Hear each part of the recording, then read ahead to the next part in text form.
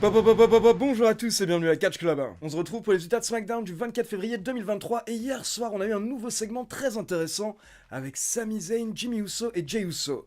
Mais d'abord j'aimerais démarrer avec des excuses et une annonce.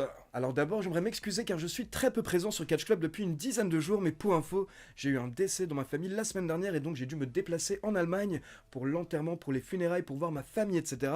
Donc forcément j'ai été occupé pendant plusieurs jours, mais attention ce n'est pas tout. Il faut savoir que je vais à nouveau être absent toute la semaine prochaine. Donc la semaine prochaine il n'y aura pas de résultats de Raw ni de SmackDown et pas de vidéo news. Mais c'est pour une très bonne raison, c'est parce que j'ai un autre voyage. Et cette fois-ci, c'est une très bonne nouvelle. Je peux pas vous dire grand-chose pour le moment, mais attention, je vais avoir un voyage assez fou la semaine prochaine et je risque de vous ramener du contenu totalement exclusif. Donc la semaine prochaine, je ne serai pas présent sur YouTube ni sur Twitch, mais par contre, vous pourrez suivre mes aventures sur mon nouveau compte Instagram. Car pour rappel, mon ancien compte Instagram a été hacké, mais j'en ai fait un nouveau @CatchClubOfficiel. Donc allez follow le nouveau compte Instagram pour avoir des images en exclu de mon voyage la semaine prochaine. Et à côté de ça, pendant mon voyage, je vous posterai également quelques mises à jour sur Twitter et sur TikTok.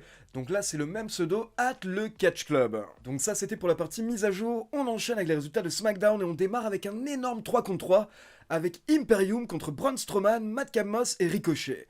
Et au bout de quelques minutes, on a Drew McIntyre qui fait son entrée, il reste au niveau de la rampe et il observe le match et les commentateurs se demandent mais pourquoi est-ce que Drew McIntyre est là? Derrière, le match continue et au bout d'environ 10 minutes, on a Imperium qui prend l'avantage et Gunther qui porte son powerbomb sur Madcap Moss pour la victoire. Mais attention, donc là ce n'est pas terminé, Imperium se regroupe dans le ring et là on a Gunther qui fixe Drew McIntyre sur la rampe d'entrée et McIntyre commence à enlever sa veste, donc apparemment il est là pour Gunther. Mais d'un coup, par derrière, McIntyre se fait attaquer par les Viking Raiders.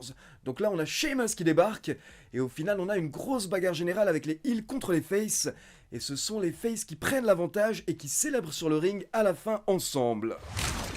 Ensuite, on passe en coulisses pour une interview de Rey Mysterio qui est rejoint par Santos Escobar. Et là, on peut voir qu'il y a un gros respect mutuel entre les deux superstars.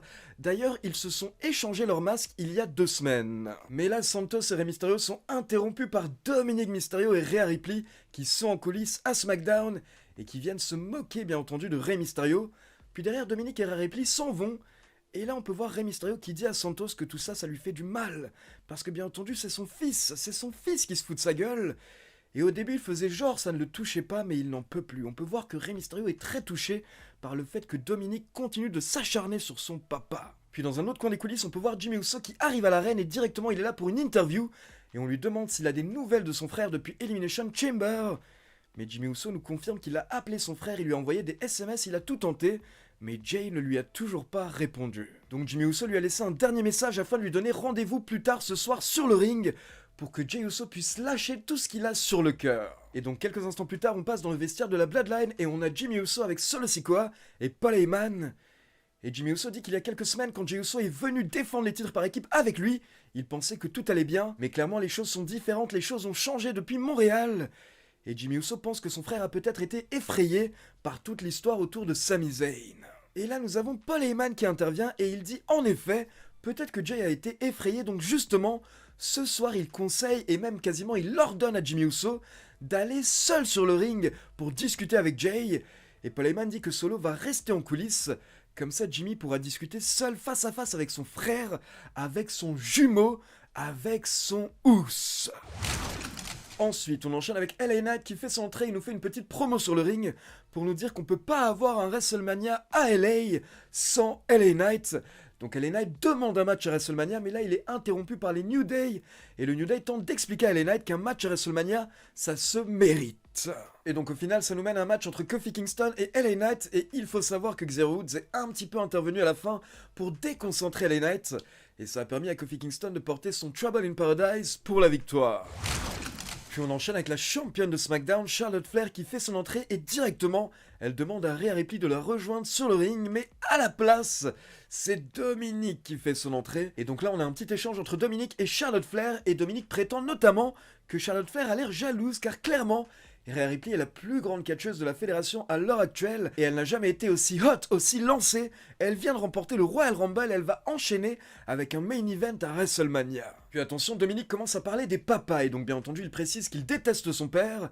Mais il commence également à se moquer du papa de Charlotte Flair, Ric Flair. Mais là, Charlotte intervient en disant que la différence entre Dominique et elle, c'est que elle aime son père, et si son père était présent, il botterait les fesses de Dominique.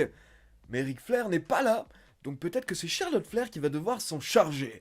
Donc là, Charlotte commence à se rapprocher de Dominique, mais Rhea Ripley fait enfin son entrée. Elle monte sur le ring, elle confronte Charlotte Flair, et Charlotte est prête à se battre, le public est chaud bouillant. Mais au final, Rhea Ripley et Dominique sortent du ring, donc pas de bagarre hier soir, simplement un petit peu de provocation. Puis on enchaîne avec Shayna Baszler accompagnée par Ronda Rousey contre Natalya accompagnée par Tegan Nox. À la fin du match, Natalya était à l'extérieur du ring et là elle a été déconcentrée par Ronda Rousey. Et donc quand Natalya est retournée sur le ring, elle a été surprise par un running knee de Shayna Baszler, puis une soumission de Shayna Baszler pour la victoire. Et après le match, on a Shayna Baszler et Ronda Rousey qui ont voulu s'acharner sur Natalya, mais heureusement, Tegan Nox est intervenue pour sauver Natalya. Et là on a Ronda Rousey qui a pété un câble en disant « Mais c'est qui cette meuf ?» Puis attention, on enchaîne avec un nouvel épisode de la Firefly Funhouse. Et donc là, on passe dans la Firefly Funhouse et on nous montre la télé. La télé est assez rouge, tout est rouge, puis d'un coup, on nous montre deux bras qui jouent avec des figurines de The Undertaker. Puis derrière, on nous repasse des images de Bray Wyatt qui indiquait il y a une semaine qu'il veut affronter le vainqueur du match entre Brock Lesnar et Bray Wyatt. Et ensuite, on nous passe des images de Bobby Lashley lundi dernier à Raw, où Bobby Lashley a indiqué qu'il n'a peur de personne, que ce soit Brock Lesnar ou Bray Wyatt. Et derrière, ça part en mode émission télé, donc là d'un coup on a Uncle Howdy qui nous présente la météo, et il nous dit « Je suis nous tous ». Et donc là on a un Bray Wyatt tout joyeux, mais derrière ça commence à devenir dark, et là on voit Bray Wyatt avec son nouveau masque, et il nous dit simplement « Si je vous raconte une histoire, est-ce que vous pouvez garder un secret ?» Puis attention, on repasse en coulisses dans le vestiaire de la Bloodline, et là on a Paul Heyman qui va voir Jimmy Uso en lui disant qu'il vient d'avoir un message de Roman Reigns, du chef tribal.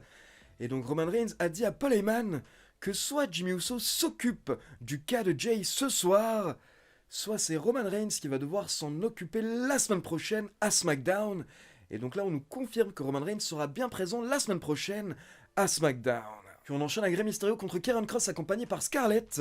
Et pendant le match, nous avons également Dominique qui est intervenu pour déconcentrer Rey. Et donc ça a permis à Karrion Kross de remporter le match plutôt facilement avec son cross jacket. Mais attention, après le match, on a Dominique qui monte sur le ring et qui repousse son père. Dominique souhaite que son père s'énerve enfin et il souhaite se battre avec son père. Donc là, il le pousse plusieurs fois assez violemment. Et au bout d'un moment, Rey Mysterio est à deux doigts d'exploser. Mais à la fin, Rey Mysterio se contrôle une nouvelle fois. Rey Mysterio ne veut pas frapper son fils, et donc Rey Mysterio quitte le ring en mode totalement dégoûté, dépité. Donc maintenant la grande question c'est, selon vous, est-ce que Rey Mysterio va affronter son fils à WrestleMania ? Et donc on passe au dernier segment du show, on a Jimmy Uso qui fait son entrée tout seul, il monte sur le ring, il est très sérieux, et donc là il prend le micro et d'abord il commence en conseillant à toute la foule de s'abonner au nouveau compte Instagram de Catch Club, @CatchClubOfficiel. Donc merci beaucoup Jimmy pour cette dédicace hier soir lors de SmackDown. Puis Jimmy Uso regarde la caméra et il dit qu'il sait que son frère n'est pas là, mais son frère est sûrement en train de regarder SmackDown. Et Jimmy Uso dit qu'il sait que son frère a mal, et quand son frère a mal, il a mal aussi. Quand son frère souffre, il souffre également. Mais Jimmy Uso dit qu'il sera toujours aux côtés de son frère, tout comme il a besoin de son frère actuellement à ses côtés. Jimmy Uso nous dit que certaines personnes prétendent qu'il y a des problèmes au sein de la Bloodline, mais leurs vrais problèmes ce sont Kevin Owens et Sami Zayn. Et attention, Jimmy Uso précise qu'il sait également que Jay a quelques soucis avec le chef tribal, avec Roman Reigns, mais ils vont régler tout ça, et Jimmy Uso dit qu'il a besoin de son frère, il ne peut pas faire tout ça sans son frère. Et là, d'un coup, nous avons Sami Zayn qui apparaît, qui sort de nulle part, et qui se retrouve sur le ring avec Jimmy. Mais attention, directement, Sami Zayn nous dit qu'il n'est pas là pour se battre, il est là car il veut des explications, car il n'arrête pas d'entendre Jimmy Uso utiliser le mot frère, et justement, il dit qu'à la base, Jimmy Uso était son frère. Au départ, quand il a rejoint la Bloodline, personne n'aimait Sami Zayn, à part Jimmy Uso. Jimmy Uso est le seul qui l'a soutenu, et Jimmy Uso est même celui qui a donné à Sami Zayn le rôle de Honorary Us. Donc Sami Zayn ne comprend pas comment est-ce que Jimmy Uso a pu se retourner contre lui aussi facilement, aussi rapidement lors du Royal Rumble. Jimmy Uso n'a même pas hésité avant de frapper Sami Zayn, bien entendu sous les ordres de Roman Reigns. Mais là, attention, Jimmy Uso répond et il s'énerve. Il dit que Sami Zayn est égoïste car tout ça c'est de sa faute et il essaye de rejeter la faute sur les autres. Ce n'est pas Jimmy Uso qui a fait quelque chose de mal au Royal Rumble, mais c'est Sami Zayn parce qu'il les a trahis. C'est Sami Zayn qui avait la chaise en main et c'est Sami Zayn qui a frappé Roman Reigns. Donc Sami Zayn n'a pas laissé de choix aux autres membres de la Bloodline. La Bloodline était obligée d'intervenir afin de défendre leur famille. Jimmy Uso dit que Sami Zayn a marché sur lui, il a marché sur son frère et on ne fait pas ça dans une famille. On ne se trahit pas dans une famille. Mais là, Sami Zayn intervient en disant que justement dans une famille, on ne vous fait pas passer des tests semaine après semaine afin de prouver votre loyauté. Et dans une famille, on n'essaie pas de vous manipuler tout le temps comme le fait Roman Reigns. Sami Zayn dit que Roman Reigns tente de les manipuler depuis des années et là, attention, on entend la foule popper parce que Jey Uso apparaît au niveau du public. Jey Uso est dans l'arène tout en haut au niveau du public et donc il regarde la scène dans le ring. Et là, nous avons Sami Zayn qui répète encore une fois que dorénavant, il a un objectif, c'est de se débarrasser de Roman Reigns. Mais que Jimmy Uso n'a pas à couler avec Roman Reigns. Jimmy Uso peut s'en sortir, il n'a pas besoin du chef tribal. Puis d'un coup, Sami Zayn lève la tête, il voit Jey Uso dans le public. Mais pendant ce temps, Jimmy Uso prend sa décision et il attaque Sami Zayn et il s'acharne sur lui. Et là, nous avons Jey Uso qui réagit, donc il commence à descendre vers le ring. Et Jimmy Uso, justement, se tourne vers son frère. Il espère que son frère va le rejoindre dans le ring. Mais attention, quand Jimmy Uso se retourne, il se fait surprendre par un Hell of a Kick de Sami Zayn. Donc là, Jimmy Uso est au sol, Jey Uso est toujours dans le public, mais au niveau du premier rang. Et il fixe Sami Zayn qui est dans le ring. Les deux superstars échangent un regard et pendant ce temps, on a Solo Sikoa qui fait son entrée pour attaquer Sami Zayn. Donc Sami Zayn prend la fuite, il passe tout près de Jey Uso, mais Jey Uso ne réagit pas. Et donc le show se termine avec Sami Zayn qui s'en va de son côté, Jey Uso qui ne bouge pas, qui est toujours au premier rang, et Jimmy Uso et Solo Sikoa qui sont ensemble dans le ring. Donc c'est la fin du show, mais on ne sait toujours pas de quel côté est Jey Uso. Est-ce qu'au final il va choisir Sami Zayn ou est-ce qu'au final il va choisir sa famille, la Bloodline? N'hésitez pas à me dire selon vous quel choix va effectuer Jey Uso dans les commentaires. Donc voilà, c'est tout pour les résultats de SmackDown, et comme je vous l'ai dit, je suis absent toute la semaine prochaine, mais attention, il y aura un gros résumé dès que je serai de retour, et en attendant, n'oubliez pas d'aller follow mon nouveau compte Instagram, @catchclubofficiel, afin de suivre mes aventures la semaine prochaine. Et comme d'habitude, n'oubliez pas de liker la vidéo, de vous abonner à la chaîne et de cliquer sur la petite cloche, afin d'être informé de la sortie des prochaines vidéos. Ciao tout le monde!